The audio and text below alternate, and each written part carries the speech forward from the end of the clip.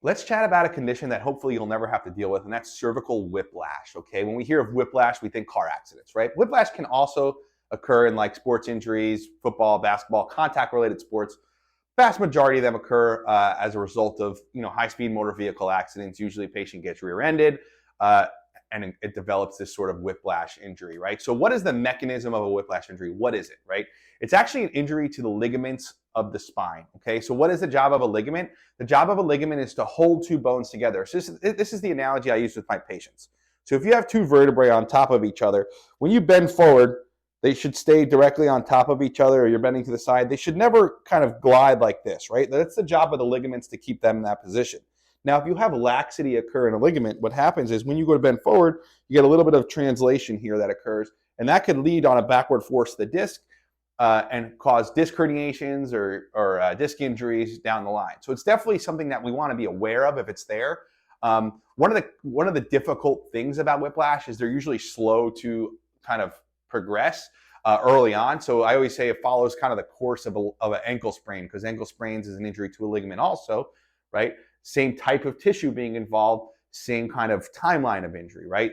When we see a whiplash, cervical whiplash, the patient might say, oh, I didn't feel any pain at the time of accident, but the next day or 2 or 3 days later, the pain got pretty severe, right? And that's pretty common because there's not a lot of blood supply or nerve endings to the ligament. So an injury to the ligament may take a little bit of time for the patient to feel the effects of that injury, okay?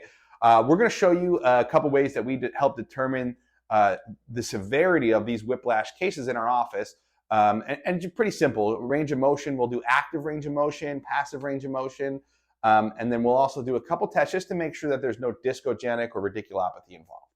All right, so we've established that the patient probably has some level of cervical whiplash injury related to their car accident. We're going to test the integrity of the ligamentous system and also the muscular system, right? And then what we'll do is we'll also make sure that there's no discogenic involvement, any disc injury, or any pain shooting down the arm, which could be the signs of a radiculopathy. All these injuries can occur from just even the slightest car accident, people going 10, 15 miles an hour. So we'll kind of just do our best to evaluate all of that. So go ahead and look down at your chest for me. Go ahead and look up at the ceiling. So this is called an active range of motion. You come back to normal.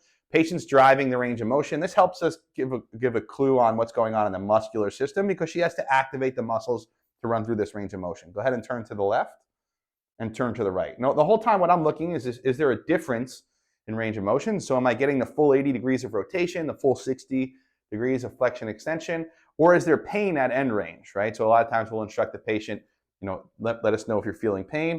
Go ahead, bring your left ear to your left shoulder, right ear to your right shoulder. So Alyssa hasn't been in a car accident, knock on wood, but so her neck looks pretty good. Next, we'd run through what's called a passive range of motion. This is very telling in motor vehicle cases because, again, this looks at the ligamentous system. So the difference between an active and passive range of motion is active, the patient runs through it, doctor runs through it with passive, okay? So she's going to be nice and relaxed, and she's going to allow me as much as she can to run her through this range of motion. And what we're really looking for here is pain at end range, right? So if we feel pain at the end range of motion, it can be a cue that there's some sort of ligamentous sprain going on in the cervical spine, all right? That's a great kind of starting point for us to figure out. And then we'll just run through our normal orthopedic tests. We'll do some compression to see if there's any involvement in the cervical facet joints, right? Sometimes if there's injury to those joints, it can cause a shooting pain down the arm, right? What we'll also do is what's called neural tension test. So we'll put the nerve of the neck at full tension, and we'll have the patient bend away. If this makes the pain shoot down the arm as she's bending away, we know it's probably related to some sort of pinched nerve at the level of the neck. And if she bends towards the side, if that makes the pain alleviate a little bit, that's putting more slack in the nerve, which will kind of also cue us in that, all right, we're probably dealing with some sort of cervical nerve root injury, right?